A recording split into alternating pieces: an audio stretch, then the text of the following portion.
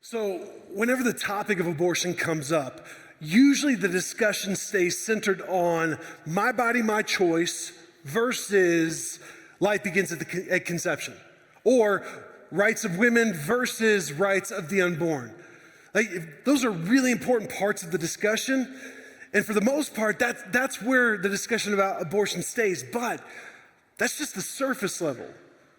As controversial as abortion is, it's one of the very few topics that everybody knows what it is, everybody has an opinion on it, and it will get all kinds of attention while stirring up all kinds of emotions, understandably so.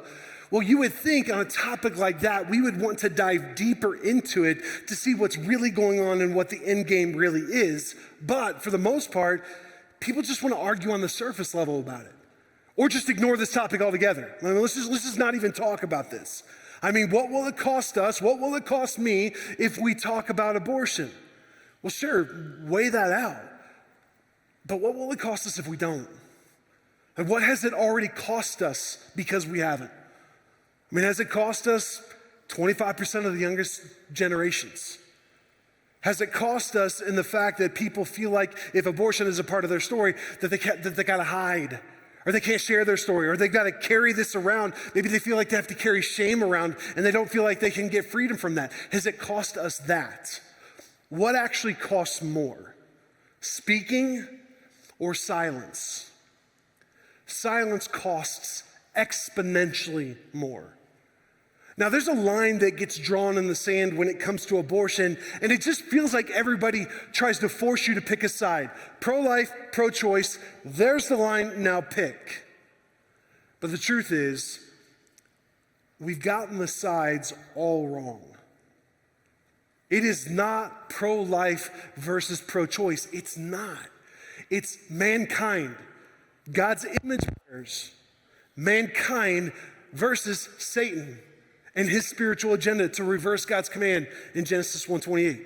For mankind to be fruitful and multiply, to fill the earth and subdue it. He wants to reverse that. So if we think this line is all about pro-life versus pro-choice, we're being played. If we draw the line in the sand right there, the intent is to get us to face off against each other, so that we stay divided, so that we fight against each other instead of our real enemy and his agenda. If we draw the line right there, the intent is to get us to argue on the surface level so that we don't see what's really going on, so that we don't see that there's something much deeper happening, because we cannot change the soil if we can't see what's really going on. And there are layers to this agenda. Denying personhood, which is at the heart of eugenics, which is covered up by the sexual revolution, which comes from willing participation from people. Those are all layers in Satan's spiritual agenda to reverse Genesis 1:28, to rebuild the garden without God, and to destroy all of us in the process. Then there's common talking points or narratives that are used to keep us arguing so we don't see what's really going on, or the common talking points and narratives just help the progression of rebuilding the garden without God.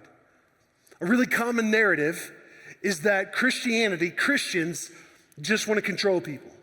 The Christians want to tell women what they can and they can't do with their bodies. You've probably heard this one before. If you haven't heard this, then you're probably not paying attention. This is a really common one. Maybe you believe this to be true. Maybe this is your experience. Maybe you've experienced from people who claim to be Christians. They tell you what you can and you can't do. Now, the truth is, even if your experience is interacting with someone who's crazy, Christians are not trying to gain control. We can't, nor do we want to. We just want to give clarity. God has given people free will. Clarity before using free will is wise. That's what we want to do. Satan wants to grab control. Absolutely, he does. And one of the narratives that he uses to get control is he will tell you, hey, Christians are the ones that want to control people. And then when you hear that, what do you want to do? Run away from Christians. I do. I don't want to be around somebody that tries to control me. Well, then I just end up playing into his hands all along, and maybe I do something that he wants, like abortion. Now he has control over me. We don't want to gain control. We just want to give clarity. Free will, choice, it's awesome. It's a reflection of God's character. That's why we have it, because people are image bearers of God. However, free will without clarity in God's guidance can lead to destruction. Satan knows this. This is exactly why he questioned what God said to Adam and Eve in the garden. He was introducing confusion. Did God really say you can't eat the fruit? No, hold up. No, you can eat the fruit. God knows that you can. He knows that if you do, you're going to become like him. You can be your own God. God had spoken clearly. Satan stirred up confusion to cover up the truth so that mankind would use their choice to choose themselves instead of God, and it worked. And it turned out to be a disaster. The exact same play is being run today. God speaks clarity, Satan stirs up confusion. Clarity leads to truth and life. Confusion and cover-up leads to lies and death. Let me give you a real-time example. One of the things that our culture values greatly is freedom. I'm not talking about constitutional freedom. I'm talking about how our culture views freedom. And one of the big ways that freedom is viewed today in our culture is that freedom comes from the elimination of responsibility. So the more responsibility you can get rid of, the better, because that means you're more free. And then from that, there's a value. We believe this: the value of a life is determined by how much that life affects mine. So if you affect me positively, that means you're more valuable. If you affect me negatively, well, then you're of less value, because it's all about me. That's really how our culture operates today. It's incredibly selfish. Kids are a huge responsibility. They are. But does this mean that I should get rid of kids because my freedom is of higher priority than responsibility? Now remember what Margaret Sanger said, the founder of Planned Parenthood. This is what she said: Our objective is unlimited sexual gratification without the burden of unwanted children. Kids are a big responsibility. They are. But they are in no way, shape, or form a burden. Kids are one of the greatest privileges a person can experience in their life. Responsibility is actually a privilege. So when something that's a responsibility and a privilege gets intentionally confused as a burden, that's on purpose, so that we would then want to get rid of that burden. That's the opposite of the gospel. The value of a life is not determined by how much it affects me. The value of a life has nothing to do with how it affects me. It has nothing to do with me. Instead, that life has intrinsic value because that person is an image bearer of God. What Christianity says is the value of a life is determined by how much of it is given away. It's not me giving away someone else's life. It's how much of my life can I give away. It's exactly what Jesus did. Jesus said about himself in Matthew 20, he said, the Son of Man did not come to be served. No, the Son of Man came to serve others and give up his life as a ransom for many. That was a choice. Jesus made that choice. Greatness is determined by how much a life is given away to benefit someone else. Not benefit by giving someone else or getting rid of someone else. This is really at the heart of why Christianity is pro-life. We believe in choice. We absolutely believe in choice. We just see it very differently than how our world sees it. Man, the world says that choice is all about you. We would say that choice is all about others. And if I'm being honest, a lot of the time, I fail at this miserably. Because I like to focus on me. You know why? Because I'm a selfish person. I am. But praise God, Jesus wasn't. And we follow his lead in this. This also determines what we believe about abortion. Remember our premise. We believe that it is wrong to intentionally kill an innocent human being, that abortion is intentionally killing an innocent human being. Therefore, abortion is morally wrong. But Matt, what about this? Fill in the blank.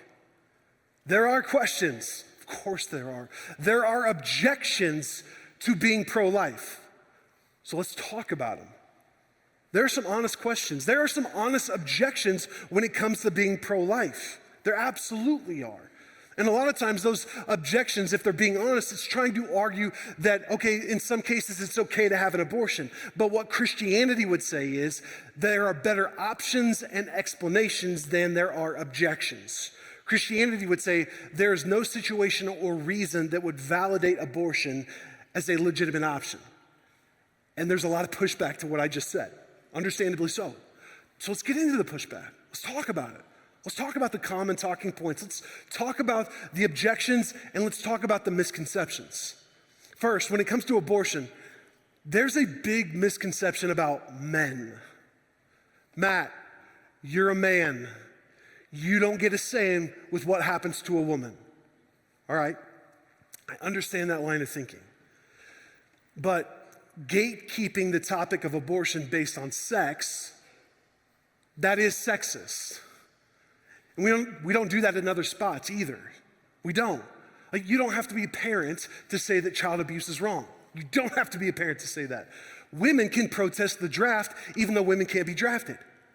A man who actually cares about women should speak on something that affects women. Now you can disagree with this if you want, but I would argue that a man who is completely silent about abortion is misogynistic. Because abortion is misogyny. Here's what I mean. Abortion allows men to use women as objects, lets them off the hook without any consequences. Abortion appeals to men who do not want the responsibility of being a husband or a dad, but they do want to use women's bodies for consequence-free sex. Ladies, any man that says, well, it's her body, it's her choice, that's code for, I don't really care about her, I just want to use her body. I don't want to talk about something controversial like abortion, even though it has devastating effects on women, devastating effects on children. I don't want that heat to come on me. That's not a man that says that, that's a coward. Don't let him abdicate and hide behind your choice. It's exactly what Adam did with Eve in the garden. How'd that work out? Remember that responsibility is a privilege. So we should not lower the level of responsibility for women through things like abortion. No. Instead, we should raise the level of responsibility for men through fatherhood. Be dads and care for women, don't use them. A man cares for a woman by lowering himself to serve her, to care for her, to protect her, to provide for her, to encourage her, to do anything he can to give her opportunities so that she can thrive the way God has designed and called her to be. And can I tell you a secret, ladies? Real men take pleasure in doing that.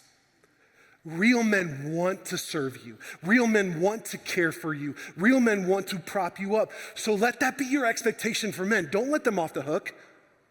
Hold them to responsibility. 9 out of 10 abortions in the United States are to men and women who are not married. It's 87.7% of abortions right now.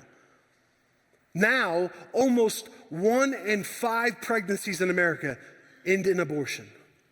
Like, that's just almost 1 out of 5. That's heartbreaking. And do you know what the number one predictor for abortion is? The lack of a committed and married father. Number one predictor for abortion. We need men to choose to be dads, not just father kids. Any male can father kids, but it takes a real man to be a dad. And we need real men to stand up and speak up about abortion and live up to the level of responsibility that God puts on men. That will change the soil. I promise you that. Another big misconception is that if you are pro-life, that means you are anti-women. If you're pro-life, then you just want to control women. But the truth is, pro-choice is actually anti-women. Here's why. 1, it creates a road for misogyny. It does. It allows men to use women, take advantage of them as objects with no consequences. It creates a way for misogyny. Number 2, it's almost never talked about on the front end. The emotional, spiritual, physical, relational things that will happen from abortion, that doesn't get talked about on the front end. That gets shoved under the rug. Instead, it's packaged as abortion is empowerment. That ladies, this could be the best choice for you right now. That this frees you from a responsibility that maybe you're not ready for or you just don't want to have yet, and that's okay. That's how it's packaged. But in reality, all abortion does, it lies to women and men about the privilege it is to be a parent, the privilege it is to be a mom. It denies women that. It does not tell them about what's really going to happen to them, and it promises choice, but really, abortion is all about controlling women because something deeper is going on. A spiritual agenda that is evil will use the illusion of choice to gain control. Remember, abortion is just a tactic inside this spiritual agenda. It's a tactic to rebuild the garden without God, to reverse Genesis 1:28, and to destroy all of us in the process. It's not about choice. It's about control. And for so long, through manipulation, narratives, lies, or just fear, we've believed that. Being pro-life doesn't mean you're anti-women. It's actually the opposite. Being pro-life means you're for women. Choice is usually the most common objection when it comes to Christianity and what we believe about abortion, when it comes to being pro-life. If you say that you're not pro-choice, well, then are you saying that you're against women's rights? No, not at all. Not at all. In fact, if you trace women's rights throughout history, you're going to find that nothing has done more for women's rights than Christianity. In fact, women's rights, it's based on and borrowed from, that foundation is borrowed from Christianity. Without Jesus and without Christianity, the argument for women's rights today would not exist. It wouldn't exist. As Christians, we don't believe that abortion is a right.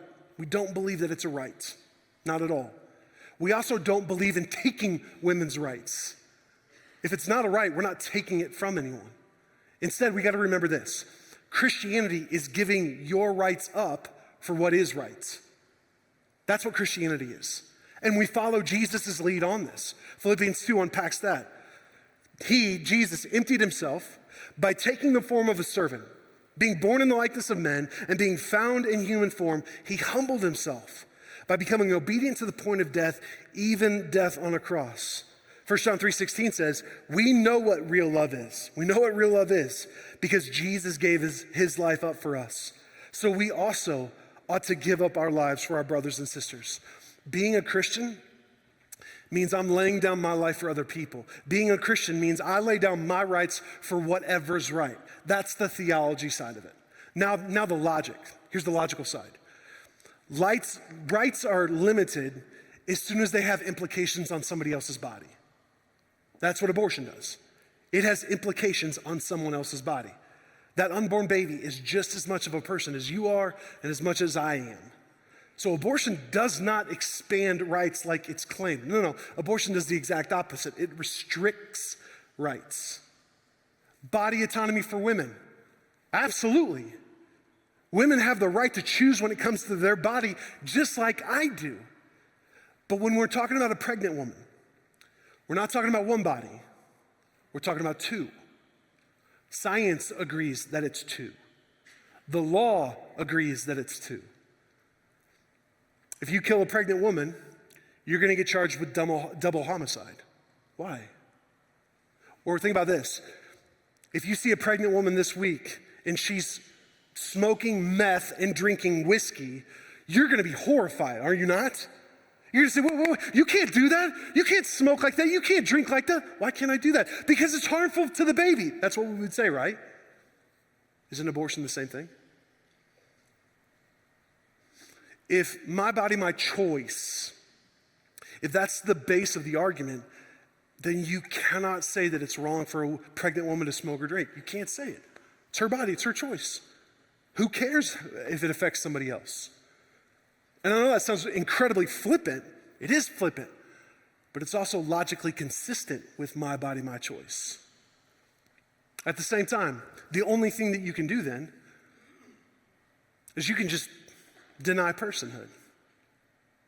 And we talked about last week how terrible that goes throughout history whenever one group of people is denied personhood. Also, we would all agree that it is wrong to use your body to violently hurt someone else or violently inflict violence on somebody else's body. We would all say that's wrong. That's what sexual assault is. That's what abortion does. Man, we believe and we have a God who is a God of choice. He's given us choice. He's given us free will because you cannot have real love without choice. But he never chose for us. Never chose for us. My body, my choice is choosing for someone else. That's why it's wrong.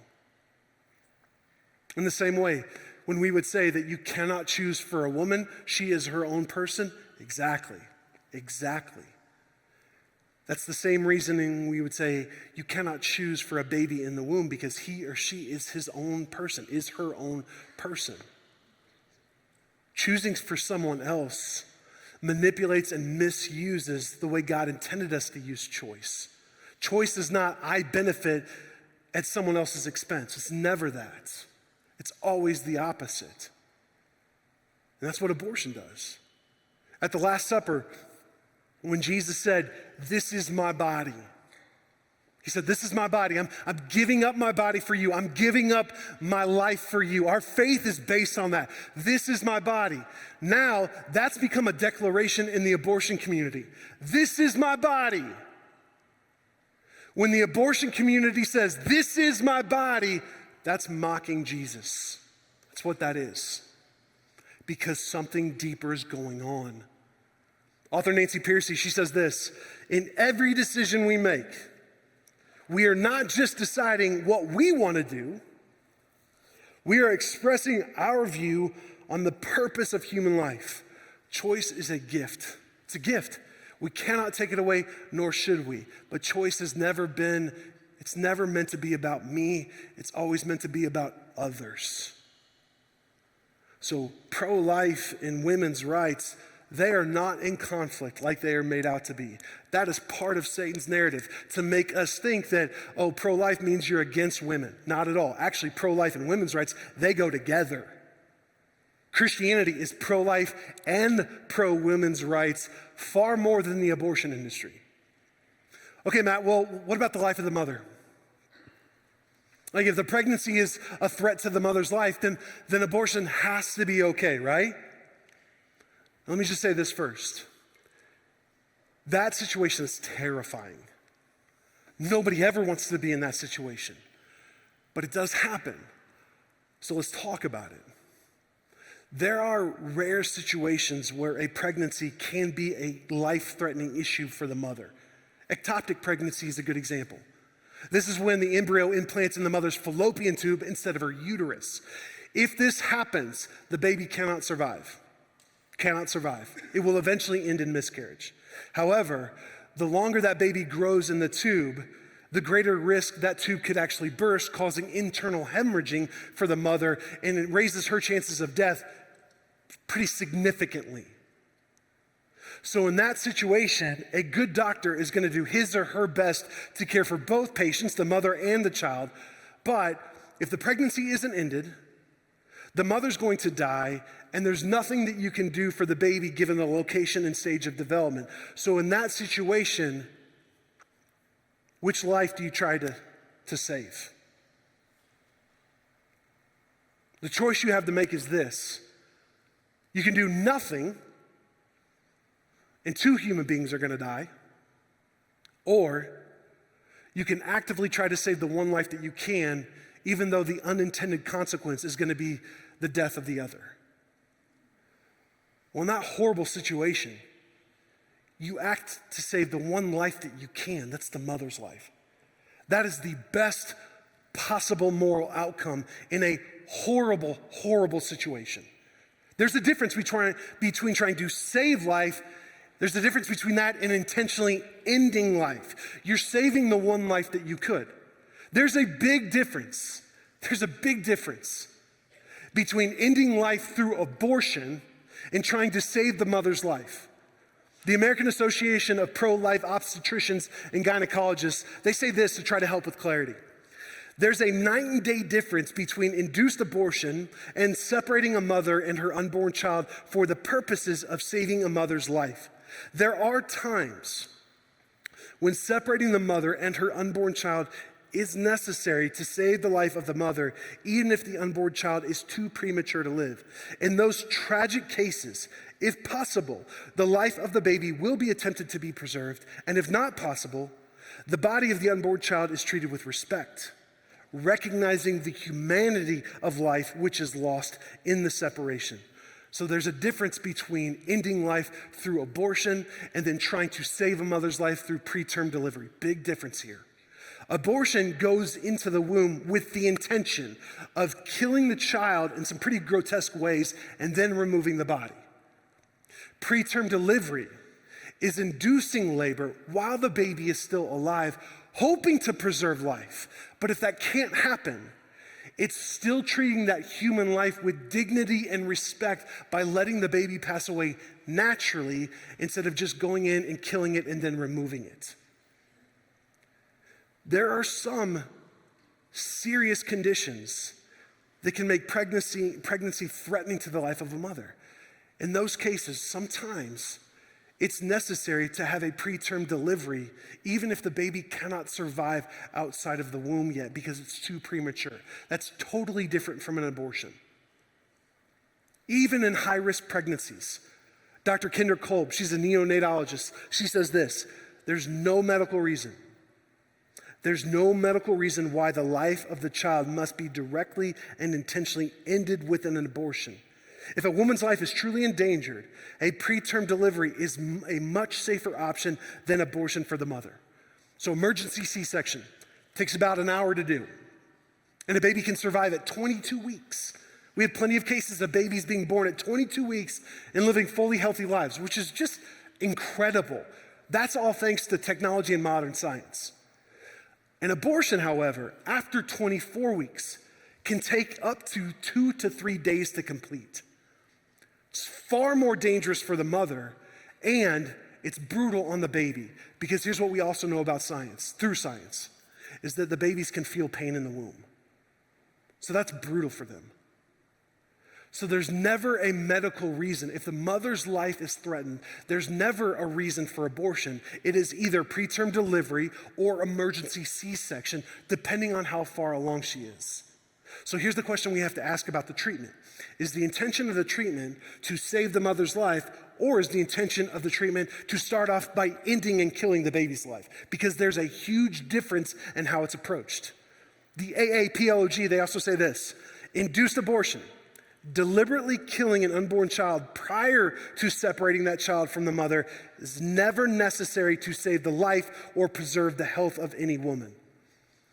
Now, the thought of being in this situation, like if Kelly was pregnant and we were in this spot, I don't even want to think about this. We did have a very serious scare in labor with one of our kids. Not even close to this. I can't even imagine this. But it does happen. And it is a question. It's a real and legitimate question. What do you do with the life of the mother if she's threatened? It's a legitimate question. But what we also have to remember is that it's rare. We cannot make the exception the rule. A lot of times, arguments for abortion are based on the extremes to justify all abortions. But now studies estimate that 90 to 95% of abortions every year are for what's categorized as convenience-based abortions. Here's what that means. The Lozier Institute published a study that was based on publicly available data that showed, out of abortions performed in a year, 0.3% of abortions were because the mother's life was at risk. 0.4% of abortions were because of rape and incest. And 95.6% of abortions were elective for unspecified reasons. Now, obviously, there's other categories that fill out those numbers, but 95.6%. The point is, we cannot make the exception the rule. And a lot of times, the most common arguments used for abortion are life of the mother and rape, but those arguments are based on the most rare circumstances. And this usually brings up the next most common question, definitely the most emotional question. What about rape? Matt, are you saying that if a woman is pregnant because of rape, that you're not saying that she shouldn't get an abortion then, right? I mean, you don't want her to have to live with the reminder of what happened to her every single day, do you? Let's be clear. We got to be clear on this first. Rape is horrific and evil. We can all agree on that. We better all agree on that. Also, you cannot have an honest pro-life position without thinking through the topic of rape. You can't talk about rape or abortion unless you've honestly thought about rape. So remember our premise. It's wrong to intentionally kill an innocent human being. Abortion intentionally kills an innocent human being. Therefore, abortion is morally wrong. An unborn baby is an innocent human being, regardless of how that baby was conceived. The father's guilty, not the baby. That baby is not any less valuable. Their status as an image bearer does not change at all based on the way of conception. That also doesn't dismiss the horror and evil the mother experienced. So let's break this up into a couple different parts. First, there's some false presumptions that we need to get rid of. One is this, if you're pro-life, sometimes it's presumed that you just want to avoid and just excuse rape away. Not at all. Rape is evil. That presumption is false. But the flip side of that coin, if you're pro-choice, sometimes the presumption is that you want to use rape to validate all other abortions. That's not true with a lot of people either. That's a false presumption. But there are some exploitive arguments that we need to get into. Let me pose this question.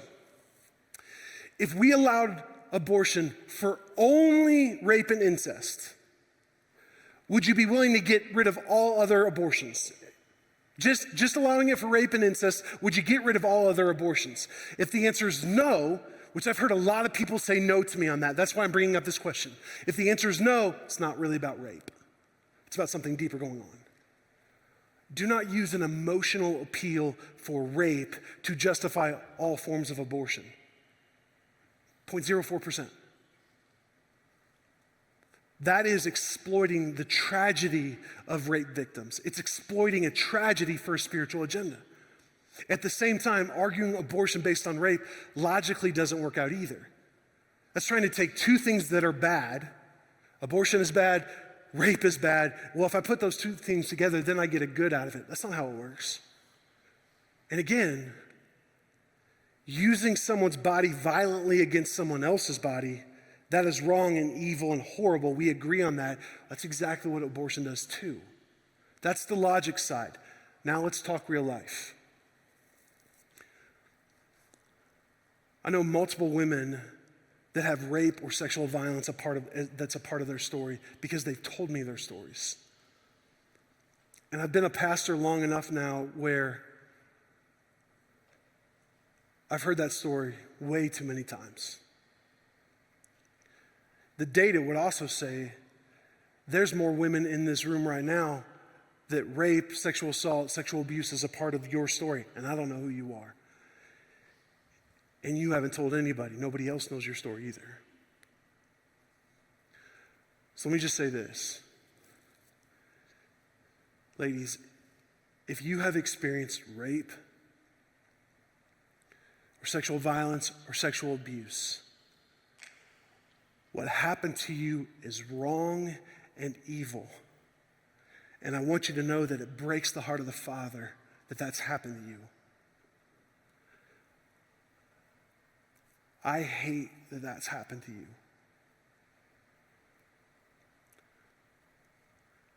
I've got a daughter.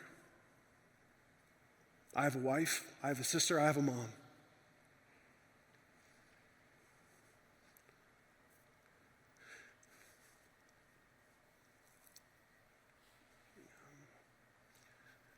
I wish I could say something right now that would heal the pain or just erase the memory of it, but I can't. Those words don't exist. But I will tell you this.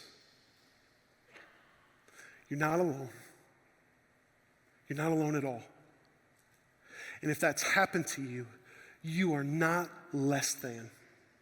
You are not damaged goods. You are not any less valuable. There is hope, there is freedom, there is healing. And even if nobody else knows your story, I want you to know that you can be seen and heard here. This is a place for you to heal. This is a place for you to be known. This is a place for you to be safe. And I also want to say this. Healing is found in Jesus. It's not found in abortion. Abortion cannot erase the evil that's been done to you. It cannot take away the pain. It cannot undo the violence that a woman has suffered. It can't do that. Abortion actually makes a woman go through more violence and adds on to the trauma. Abortion punishes the mom and the kid, not the rapist. And also, sometimes this will be said, well, abortion can help get rid of that reminder of rape for women. I understand the thinking behind that, but it's not going to help. It's not going to help. You're never going to get rid of that reminder. Abortion is something horrific and terrible that you won't forget. Abortion, it just gives you two reminders that you won't forget. Whatever your story is, if abortion is a part of your story, if sexual assault, if rape is a part of your story, whatever your story is, one of the things that Satan wants to do is make you feel like you're alone, that you're the only one, that you're isolated, and nobody wants to talk to you or know about you, not at all. That's a lie. I just want you to know the details of your story are unique. The details of your story are completely unique to you, but some of the same principles and things, they're not unique, and there's other women, there's other men here that have experienced the same thing. And I'm telling you, you don't have to be quiet. You don't have to hide.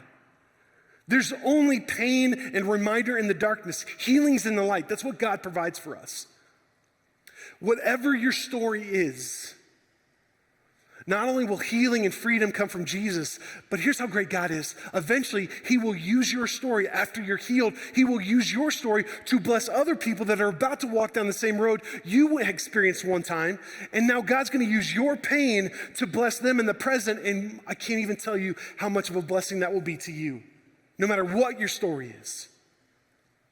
You can speak your story. You can speak. This place is safe, and we need to hear your voice, whatever your story is. Listen to more of Tracy's story.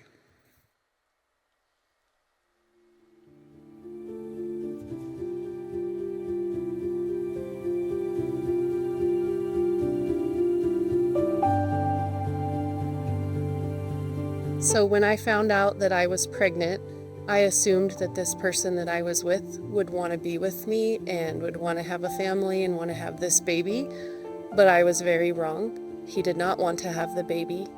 The first thing that he said was, "We're having an abortion." He was very angry. He then went and told his family, and they started pressuring me to have an abortion. Some in his family said that they did, and that it was the best decision for them, and they wouldn't have the life they have if they hadn't had one. And then I had his grandfather actually send the check for the exact amount that the abortion would be. I completely shut down after that. He drove me to the clinic, dropped me off, told me not to look at the people who were on the side, telling me that there's another way. I went in, I took a pill, and that was the moment in my life where I felt like I was living in a nightmare.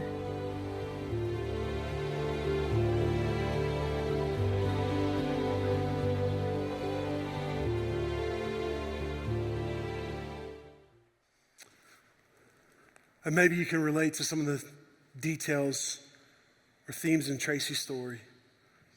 Like whatever your story is, whether you feel you were pressured into abortion like Tracy, or maybe you just didn't care at the time, or maybe you didn't know the options and you thought, this is my only way out. This is my only option going forward.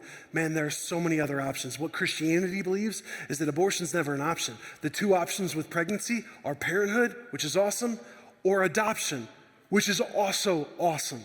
There's so many families that would love to adopt. Estimations right now in the United States are that there are 36 families waiting to adopt to every one baby placed for adoption. So there's far more parents waiting to adopt than there are babies. Adoption's an incredible option. It gives life to the baby. It gives the baby a family to be loved by. It gives that family the freedom or the privilege and the responsibility of being parents. Man, and it saves the mother from the pain that she'll experience, emotional, physical, spiritual, relational pain that comes with abortion. It's an awesome option. I know of multiple people in our church, they've told me that they were conceived by rape. Are they any less valuable? I know people that have told me in our church, they chose life for their baby, they chose adoption, which is incredible. I know plenty of parents, there's so many families in our church that have adopted themselves, and so many of you are adopted yourselves. Adoption is an amazing option, and it's a great reflection of the gospel. Like Romans 8 talks about how if we put our faith and trust in Christ, we have been adopted as God's sons and daughters. We are co-inheritors with Christ. Adoption is a great example of the gospel. That's why we celebrate it. And at the same time, we've got to be clear on what the difference is between pro-life and pro-birth. A criticism that comes against Christians sometimes is that we are just pro-birth, meaning we just want to see the baby born. Once that happens, cool, we're out. Good luck to you. That's not how it's supposed to be. No, pro-life means we don't want to see just the baby born, but after birth, we want to care for that child and that mother. We want to come alongside them, help them so they thrive in life. That's what being pro-life means. Our church is very involved and has a long legacy of being pro-life.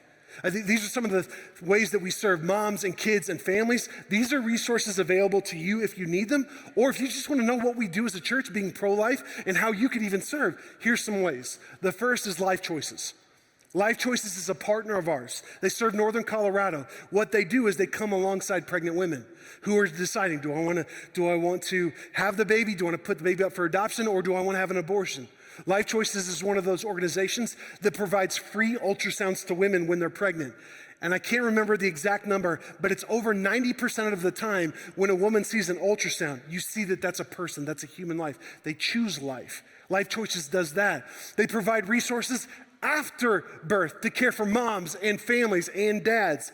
And if a woman chooses abortion, Life Choices still comes alongside them.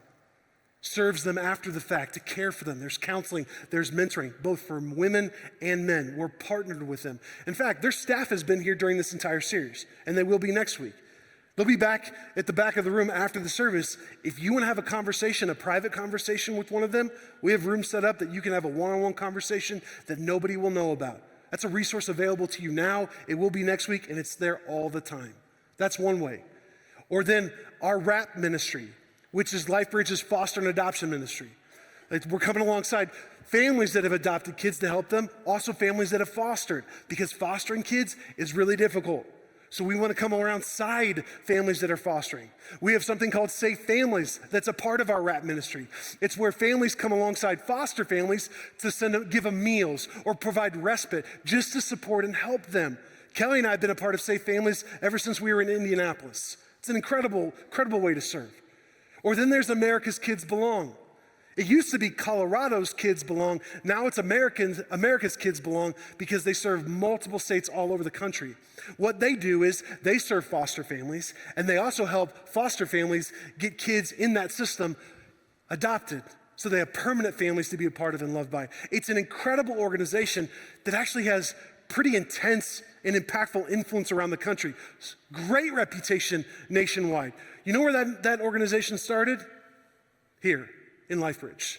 Pretty incredible. Or there's Pearl. A lot of you know about Pearl. Pearl's here in Longmont. Pearl comes alongside single moms to help them so they can thrive in life, because I think being a single mom, probably the most difficult job in the world. If you say no, it's not, you're gonna sound like a jerk, so don't say that, okay?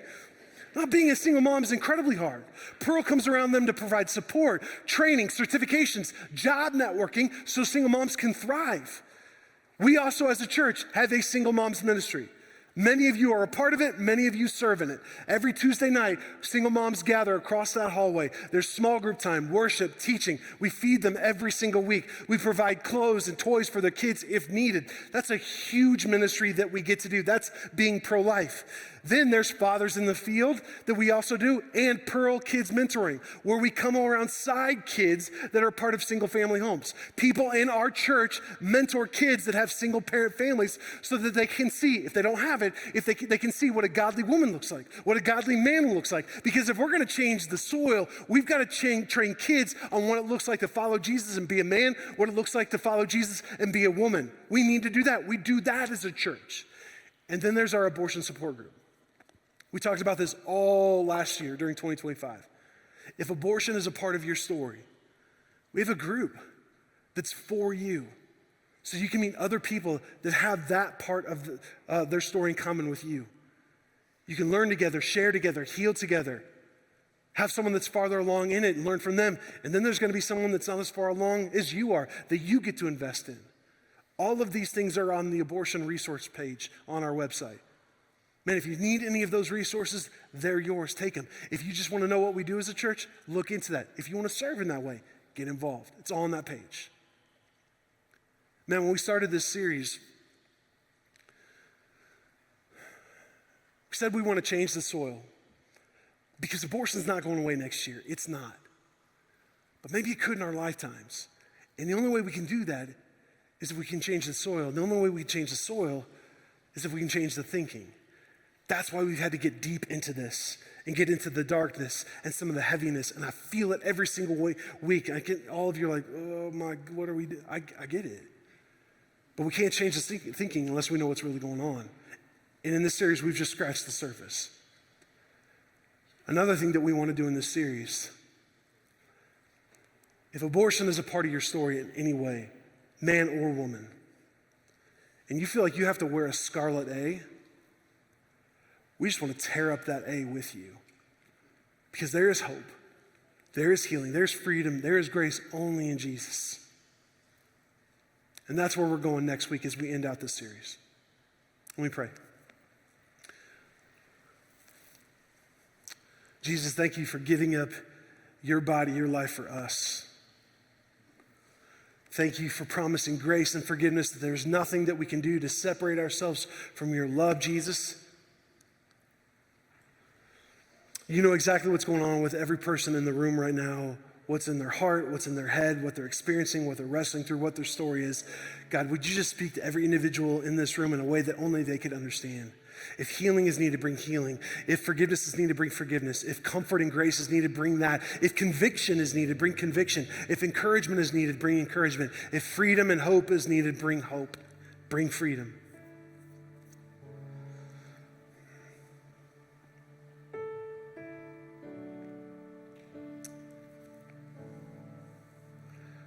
Would you let us see that we're not alone,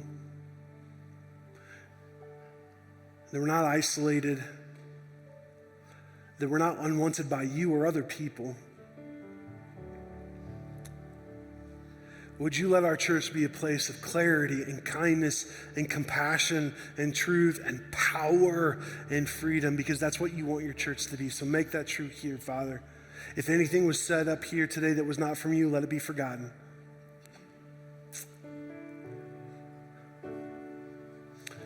I don't know what to ask for right now, but you do. You know what needs to be said. You know what needs to be asked for. So in Jesus' name, I ask that you move in that way, Holy Spirit. Bless our church. Bless the men and women in this room. Bless the kids in this room. It's in your name, Jesus, we pray. Amen.